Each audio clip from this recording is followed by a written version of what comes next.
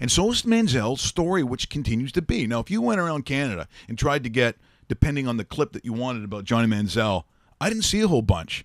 But ESPN is still covering this, and I cannot remember a time where you were watching CFL trades from the Hamilton Tiger Cats to the Montreal Alouettes, and it was covered on ESPN like it is here. Johnny Football packing his bags, making that treacherous move. Oh, we've all been there.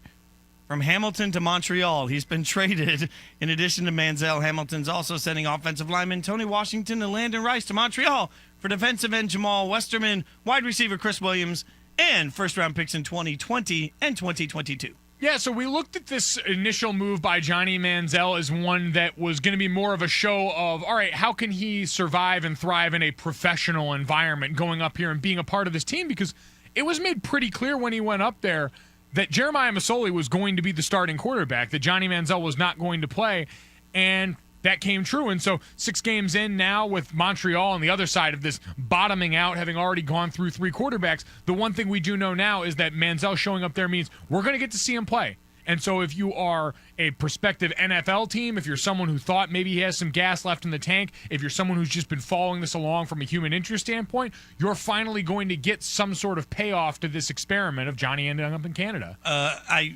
can't take my mind off of the fact that Canada, which is an awesome, amazing place with awesome, amazing people, is so polite that Hamilton has decided to go in to their fans and say, hey, guys, if you spent money on a Johnny Football jersey, we're going to give you a $100 gift card just to recoup sort of any expense you had. I mean, how polite is that on the way? We traded your favorite player, but fear not, here's a gift card. You decided to spend maybe $100 on a player who we told you was a backup, we said wasn't going to play, came up here and you knew it, and you still bought the jersey. I'm sorry, I'm keeping my $100. That is the cost of doing business. If you are Johnny Manziel's fiance, do you go in and be like, hey, I need my $100 gift card, right? That'd be cold-blooded. I mean, that would be you just mail that one back under cover of darkness. Trade it in and be like, excuse me, I would like my $100 gift card. We're leaving that in the past, hon. We're moving on to bigger and better things.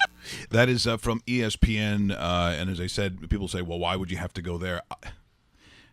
Maybe we live in an age now, Dave, where if you're of a certain age, you think, yeah, okay, well, they're covering it. Johnny was from there, blah, blah, blah. Mm-hmm. I grew up in an age where we were lucky to ever see anything on any coverage whatsoever. Maybe locally, if you're in Southern Ontario, we'd get, WKBW, you'd have Buffalo, who might show a clip of a Grey Cup or something, but that was very rare too. The fact that they covered on a daily basis, and still, as that announcer said, there might be some NFL teams that are going, okay, great, but maybe we get to see if there is truly anything to his ability to play and get back to the NFL. So guess what? The eyes will still be on Johnny Manziel, and I think when you look at it in terms of what Montreal needed, then I believe they did the right thing.